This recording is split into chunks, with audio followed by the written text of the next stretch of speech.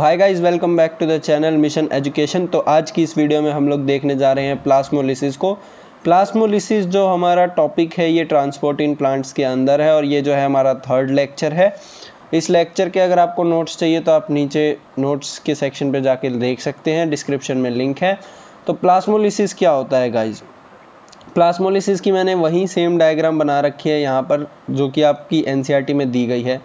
अगर जो भी हमारा हाइपोटोनिक सॉल्यूशन होता है, मैं आपको प्लाज्मोसिस की डेफिनेशन भी लिखवाऊंगा, लेकिन पहले आपको जो है समझना ज़रूरी है कितने टाइप ऑफ सेल होते, कितने टाइप से जो है सॉल्यूशन होते हैं और उनका क्या क्या इफेक्ट पड़ता है।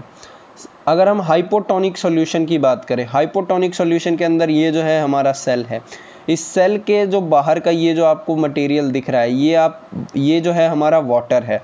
अगर जो सेल है उसके अंदर अगर वाटर जाता है, हाइपोटोनिक सॉल्यूशन का मतलब क्या होता है, जैसा कि मैंने आपको समझाया था, हाइपोटोनिक सॉल्यूशन के अंदर जो हमारा सोल्यूट होता है उसकी जो कंसंट्रेशन होती है बाहर कम होती है और सॉल्वेंट की जो है वो ज़्यादा होती है। तो जो हमारा यहाँ पर कंसंट्रेशन है, जिस हिसाब से सोल्यूट कम कंसंट्रेशन में है, तो ये जो है यहाँ पर पानी जो है अंदर की तरफ जा रहा है। जब पानी हमारा अंदर की तरफ जाता है तो उस सेल को हम लोग कहते हैं टर्जिड सेल, टर्जिड सेल कहा जाता है उसे। और अगर हम लोगों ने यही सेल जो है अब अगर हाइपरटोनिक सॉल्यूशन में जो है रख रखा है, यानी वो सॉल्यूशन जिसके अंदर जो सोल्यूट की कंसंट्रेशन है वो बहुत ज़्यादा है, तो उस केस में क्या होता है कि जो हमारा वाटर होता है वो बाहर की तरफ आता है सेल से। तो इस टाइप ऑफ सेल को हम लोग कहते हैं प्लाज्मोलाइज्ड सेल, जो कि बेसिकली यही प्लाज्मोलाइज्ड सेल जो है वही प्लाज्मोलिसिस को जो है शो करता है। टर्जिड सेल भी हम पढ़ेंगे, प्लाज्मोलाइज्ड सेल भी पढ़ेंगे और हम जो है फ्लैसिड सेल भी जो है पढ़ने वाले हैं। फ्लैसिड सेल वो सेल है जिसके अंदर से पानी जाता भी है और आता भी है, और जो इनका रेट होता है आने जाने का वो इक्विलिब्रियम पर रहता है। और ये जो होता है हमारा आइसोटोनिक सॉल्यूशन के अंदर होता है, यानी अंदर और बाहर दोनों की कंसंट्रेशन जो है वो सेम रहती है। एक आपको इम्पॉर्टेंट नोट यहाँ पर याद रखना है कि जो सेल होता है हमारा स्वेल करता है हाइपोटोनिक सॉल्यूशन के अंदर। स्वेल मतलब फूल जाता है अगर सॉल्यूशन हमारा हाइपोटोनिक है, यानी उस सेल को हम लोग टर्जिड सेल भी कहते हैं, जो कि यहाँ पर लिखा ही पड़ा है। ये जो सेल होता है हमारा श्रिंक हो जाता है हाइपरटोनिक सॉल्यूशन के अंदर, और इस सेल को जो है हम लोग प्लाज्मोलाइज्ड सेल कहते हैं, जो कि आपको डायग्राम में दिख रहा होगा। मैंने आपको यहाँ पर जो है 3 सेल जो है तरीके के समझाए, हम जो है इन तीनों को पढ़ने वाले हैं। पहला जो हम देखने जा रहे हैं वो है हमारा turgid cell. So let's start with the turgid cell. तो जो हमारा टर्जिड सेल होता है, टर्जिड सेल की मैं पहले आपको डेफिनेशन लिखवा देता हूँ। व्हेन अ प्लांट सेल, जब भी हम किसी प्लांट सेल को is kept in hypotonic solution, then it is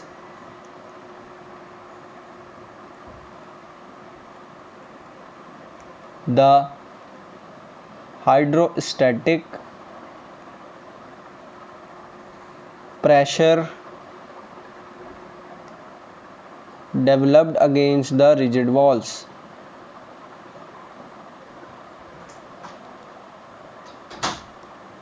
The rigid wall due to endosmosis.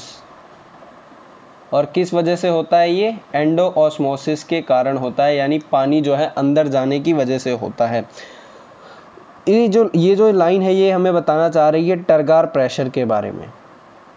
Turgid cell पढ़ने से पहले हमें जो है टरगार प्रेशर के बारे में जो है पढ़ना काफ़ी ज़्यादा ज़रूरी है।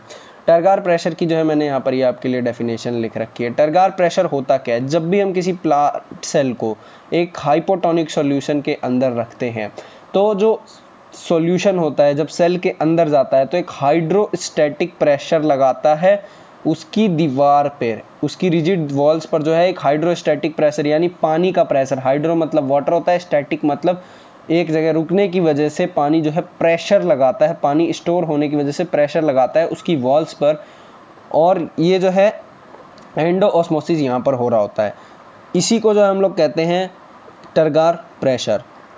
एक जो हमारा टर्जिड फुल्ली टर्जिड सेल होता है, यानी अगर कोई सेल जो है पूरी तरीके से फूल चुका है पानी भरने की वजह से, फुल्ली टर्जिड सेल जो है हम उसी को कहते हैं। फुल्ली टर्जिड सेल जो होता है हमारा, उसके अंदर जो हमारा टर्गार प्रेशर होता है, टर्गार प्रेशर को जो मैं टीपी लिख रहा हूँ अब, टर्गार प्रेशर जो होता है उसके अंदर मैक्सिमम देखने को मिलता है। टर्गार प्रेशर जो होता है वो हमारा ऑस्मोटिक प्रेशर के बराबर होता है, इक्वल होता है। ये जो है आपको याद रखना है। मैंने आपको ऑस्मोटिक प्रेशर पिछले लेक्चर में जो है समझा रखा है, अगर आपने वो लेक्चर नहीं देखा तो आप जो है देख सकते हैं, डिस्क्रिप्शन में आपको लिंक मिल जाएगा। जो हमारा टर्गार प्रेशर होता है वो एप्लीकेबल होता है सॉल्यूशन जिसके अंदर ऑस्मोटिक बैरियर जो है नहीं होता, यानी जिसके अंदर सिलेक्टिवली परमिएबल मेम्ब्रेन होती है उसी पर अप्लाई होता है। Turgor pressure is applicable only to solution with selectively permeable membrane or permeable membrane, semi permeable membrane, selectively permeable membrane। आपको जो है ये याद रखना है ये पॉइंट। ये जो हमारा टर्गार प्रेशर होता है वो फ्री सॉल्यूशन में अप्लाई नहीं होता, तो ये पॉइंट मेरे को आई थिंक लिखवाने की ज़रूरत नहीं है, आपको इसी पॉइंट से पता लग जा रहा होगा कि जो टर्गार प्रेशर होता है वो केवल और केवल उन सेल पे एप्लीकेबल होता है जिनके अंदर जो सिलेक्टिवली परमिएबल मेम्ब्रेन जो है होती है। अब जो है हम लोग देखने जा रहे हैं सिग्निफिकेंस ऑफ टर्गार प्रेशर, यानी जो टर्गार प्रेशर है उसका हमें फ़ायदा क्या है, उसका जो है सिग्निफिकेंस क्या है, बेसिकली वो किस काम में जो है किस पर्पज़ से जो है यूज़ आता है। So significance of turgor pressure, तो पहला जो सिग्निफिकेंस है वो है maintain shape of plant cell. जो प्लांट सेल होता है जिसके अंदर पानी भर जाता है वो जो है एक शेप जो है अपनी मेंटेन कर लेता है, क्योंकि जो पानी भरने की वजह से जो है उसकी शेप जो है एक रेगुलर होती है, ओवल होगी, सर्कल होगी, चाहे जैसी भी शेप होगी, पर एक शेप जो है उसकी फिक्स हो जाती है। It maintains shape of plant cell, plant cell की जो है शेप बना कर रखता है। सेकंड जो है ग्रोथ एंड इलोंगेशन में जो है बहुत ज़्यादा मदद करता है, growth and elongation of cell, क्योंकि जैसा कि मैंने आपको बताया कि जो ग्रोथ और जो इलोंगेशन है उसके अंदर रेगुलरली मदद कर रहा है, यानी ये जो है हमारा सेल है इसके अंदर जब पूरी तरीके से पानी भरा हुआ है, यानी ये जो अंदर वाटर भरा है ये जो इसकी दीवारों पर जो है प्रेशर लगा रहा है, और यही जो प्रेशर है इसी को हम लोग टर्गार प्रेशर बोलते हैं। अब ये जो हमारा टर्गार प्रेशर है यही जो है दीवारों पे प्रेशर लगाने की वजह से जो दीवार है वो थोड़ी थोड़ी आगे आगे खिसकती जाती है, जिस वजह से जो है यहाँ पर ग्रोथ एंड जो इलोंगेशन है वो भी हम लोगों को देखने को मिलता है। अब जो हमने टर्गार प्रेशर को अच्छे तरीके से पढ़ लिया है, टर्गार प्रेशर को पढ़ने के बाद जो है हम लोग प्लाज्मोलाइज्ड सेल की तरफ जो है बढ़ते हैं। तो जो हमारा प्लाज्मोलाइज्ड सेल है, प्लाज्मोलाइज्ड सेल, तो गाइस जो हमारा प्लाज्मोलाइज्ड सेल है उसके अंदर होता क्या है, जो सेल होता है हमारा वो बाहर, सेल के अंदर से जो है पानी बाहर आता है, H2O moves out of the cell, यानी सेल के अंदर से जो पानी है वो बाहर आने लगता है, और इस प्रोसेस को मैंने आपको पीछे बताया भी था, एक्सोऑस्मोसिस कहते हैं।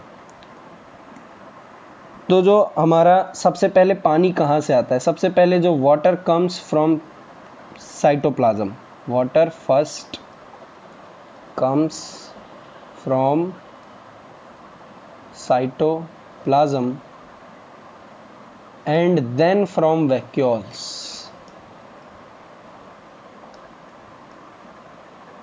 जो हमारा पानी होता है वो सबसे पहले जो है हमारा साइटोप्लाज्म से निकलता है, और साइटोप्लाज्म का पूरा निकल जाने के बाद जो है वो फिर वैक्यूल्स से निकलता है।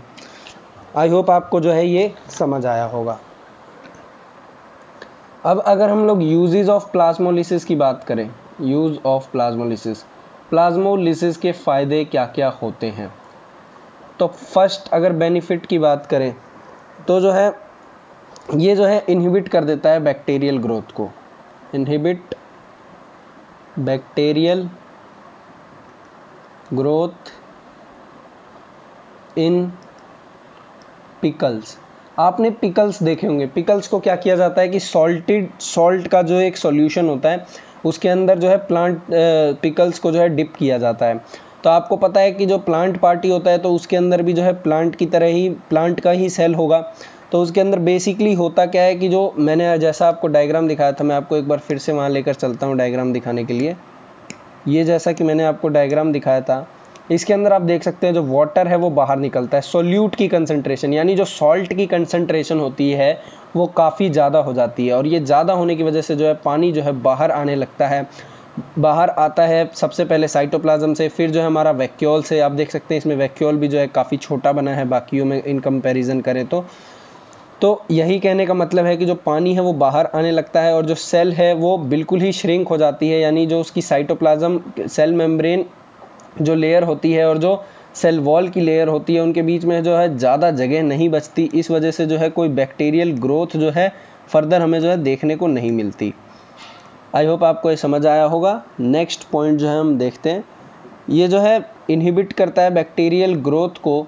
जैम्स और जेलीज में भी जो है ये इनहिबिट कर देता है। जैम और जो जेली आप खाते हैं उसके अंदर भी जो बैक्टीरियल ग्रोथ नहीं होती है बिल्कुल भी। थर्ड जो है वीड्स जो है वो रिमूव हो जाते हैं अगर हम सॉल्ट डाल देते हैं सॉइल के अंदर। तो weeds are removed by putting salted solution in soil.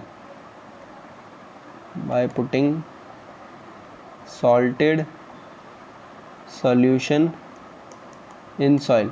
अगर हम मिट्टी के अंदर सॉल्टेड सॉल्यूशन डालते हैं उससे जो है वीड्स जो हैं वो तो सारे रिमूव हो जाते हैं, लेकिन इसका जो है साथ साथ एक डीमेरिट भी होता है।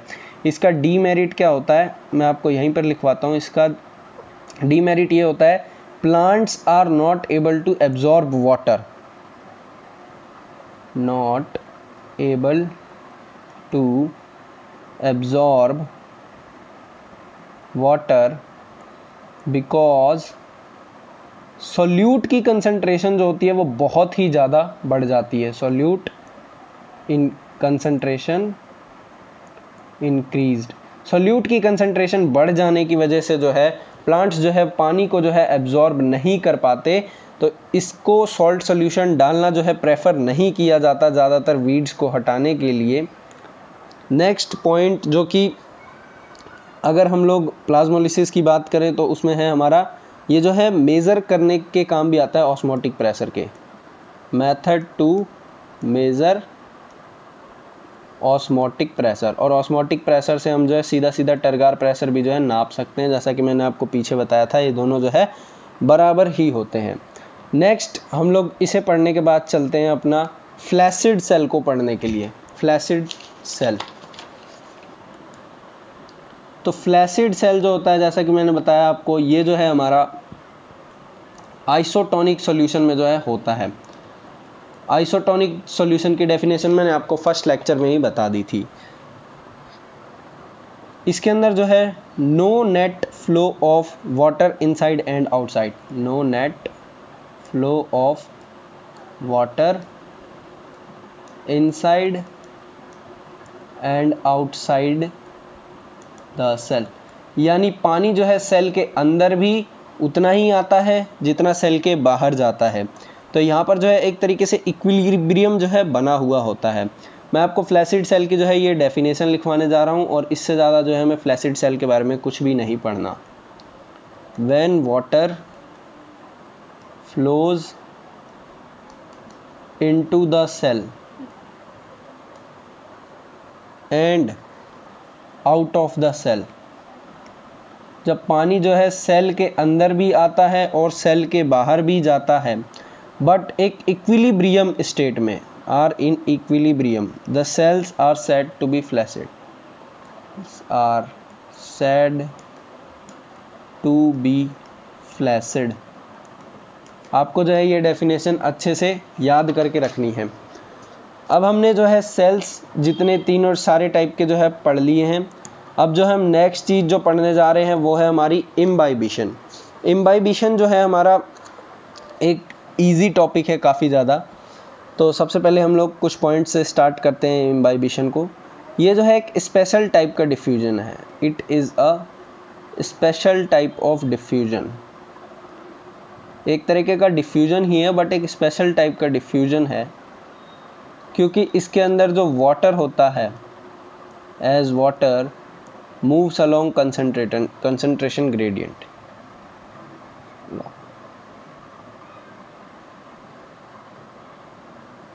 वाटर जो है कंसंट्रेशन ग्रेडियंट के अलोंग जो है मूव करता है, इसलिए जो है हम इसको एक डिफ्यूजन कहते हैं। ये जो है हमारा adsorption of liquid on hydrophilic solid और colloid leading to enormous increase in volume of size. सबसे पहले मैं आपको डेफिनेशन लिखवाऊंगा जो मैंने आपसे बोली, उसके बाद मैं जो हूँ इसको आपको समझाऊंगा। It is adsorption of liquid on hydrophilic solid. Hydrophilic का मतलब मैंने आपको उसी दिन समझा दिया था। हाइड्रोफिलिक का मतलब होता है water loving. Colloid leading to enormous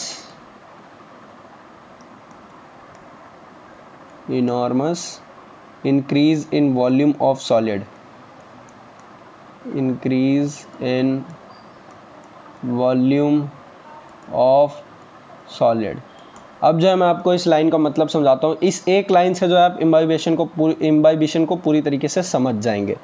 basically कहना क्या चाहती है ये लाइन, यहाँ पर जो है वाटर का एड्जॉर्प्शन हो रहा है, यानी वाटर को जो है सोखा जा रहा है, खींचा जा रहा है हाइड्रोफिलिक सॉलिड के ऊपर। हाइड्रोफिलिक यानी जो है वाटर लविंग है। जैसे वुड हो गया हमारा, अगर आप वुड को जानते हैं, अगर हम वुड के ऊपर पानी गिराते जाएं कंटिन्यूअसली अगर हम उसके ऊपर गिराते जाएं तो एक टाइम पर क्या होता है कि वुड फूल जाती है।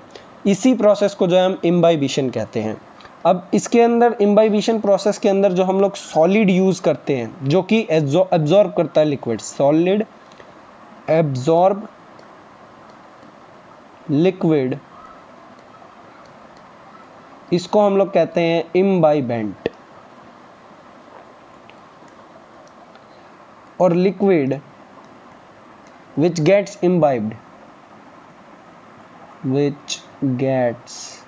imbibed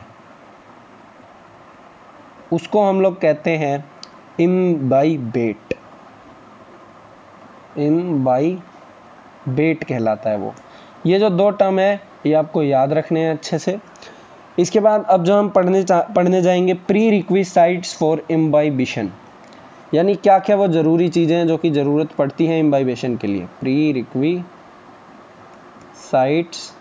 for imbibition. तो पहली चीज़ जो है उसके पास वाटर पोटेंशियल ग्रेडियंट जो है होना चाहिए। वाटर पोटेंशियल, अभी मैं आपको वाटर पोटेंशियल भी जो है आगे पढ़ाने वाला हूँ, तो आप इसके लिए टेंशन ना लें। Water potential gradient must be present between adsorbent solid and adsorbing liquid. Adsorbent solid and absorbing liquid। इसका मतलब ये है कि एक वाटर पोटेंशियल जो है उन दोनों के बीच में जो है प्रेजेंट होना चाहिए, एड्जॉर्बेंट सॉलिड के और एड्जॉर्बिंग लिक्विड के। नेक्स्ट पॉइंट जो कि नेक्स्ट रिक्वायरमेंट है इम्बाइबिशन होने के लिए, वह है affinity between adsorbent solid and liquid imbibed. यानी जो लिक्विड जाने वाला है और जो सॉलिड के ऊपर से जाने वाला है, यानी जो हमारा लिक्विड है और जो हमारा सॉलिड है, दोनों के बीच में जो है एक एफिनिटी होनी चाहिए, एक जुड़ाव होना चाहिए जिससे जो है पानी जा सके कोई किसी भी मटेरियल के अंदर। नेक्स्ट जो कि इम्बाइबेशन के ड्यूरिंग जो चेंजेस आते हैं वो क्या क्या होते हैं, मतलब इम्बाइबेशन प्रोसेस होने के बाद क्या क्या चेंजेस हमें देखने को मिलते हैं। Changes occurring during imbibition.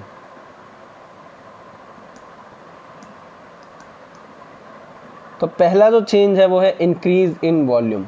जो वॉल्यूम होता है वो बहुत ही ज़्यादा, मतलब आप कह सकते हैं 25 to 30%, इवन 50% भी जो है बढ़ जाता है वॉल्यूम उसके नॉर्मल साइज से। सेकंड जो है प्रोडक्शन ऑफ हीट, हीट जो है वहाँ पर निकलती है। अब आप कहेंगे पानी एब्जॉर्ब होने में कौन सी हीट निकलती है? निकलती है हीट ऑफ हाइड्रेशन निकलती है। प्रोडक्शन ऑफ हीट और heat of hydration, heat of hydration.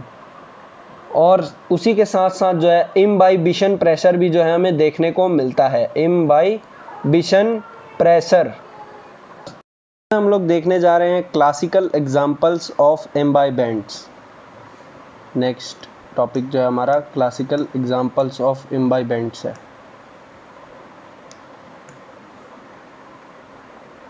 Classical examples of imbibants. जो हमारे क्लासिकल एग्जांपल्स हैं इम्बाइबेंट्स के, जो कि एब्जॉर्ब कर लेते हैं वाटर, जो चीज़ एब्जॉर्ब करती है वाटर उसको हमने इम्बाइबेंट कहा था। तो पहला एग्जांपल उसमें से है हमारा ड्राई वुड। सूखी लकड़ी के ऊपर अगर हम लोग पानी डालेंगे तो वो पानी जो है इम्बाइबेट की तरह काम करेगा, और जो सूखी लकड़ी है वो इम्बाइबेंट की तरह काम करेगी, और इन दोनों के बीच में इम्बाइबिशन होगा। और दूसरा है हमारा ड्राई सीड्स। अगर आप चने वगैरह जानते हैं तो चने को अगर आप भिगोते हैं तो वो जो है सुबह स्प्राउटेड मिलते हैं। बेसिकली वो जो है वाटर को जो है एब्जॉर्ब कर लेते हैं। चना हो गया, हमारे चिकन पी हो गए। उसके अलावा भी जो है हमारे काफ़ी एग्जांपल्स हैं, जैसे कि हमारे बादाम हो जाते हैं जो। तो ये जो हैं कुछ एग्जांपल्स हैं सीड्स के अंदर। तो जो हमारा इसके अंदर होता क्या है basically, the pressure created due to swelling of dry wood, created due to swelling of dry wood is used by prehistoric man। ये जो है एनसीईआरटी की लाइन है बिल्कुल exact. Used by prehistoric man to split rocks। तो जो पिछले time में क्या होता था कि जो ये प्रेशर होता था, जैसे लकड़ी सूखी है फिर उसके ऊपर जब पानी गिरती थी तो लकड़ी फूलती थी, और इस प्रेशर को जो है ये लोग यूज़ करते थे। जो पुराने आदिवासी लोग होते थे वो यूज़ करते थे रॉक्स को तोड़ने के लिए, यानी दो हिस्सों में बांटने के लिए। जो हमारा एमरजेंस होता है सीड का, वो भी जो होता है सॉइल के अंदर से, वो भी कुछ इम्बाइबेशन की वजह से ही होता है। जर्मिनेशन, ये जो कुछ एग्जाम्पल है ये एनसीईआरटी में एज इट इज़ लिखे हैं। Germination of seed and emergence of seed out of soil is due to imbibition.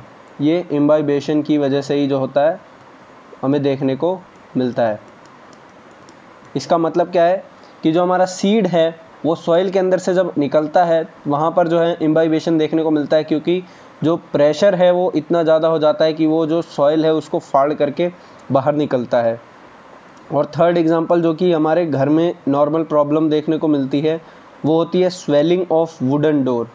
जो हमारे लकड़ी के दरवाजे होते हैं या फिर खिड़कियाँ होती हैं वो जो हैं स्वेल कर जाती हैं बरसात के सीज़न में।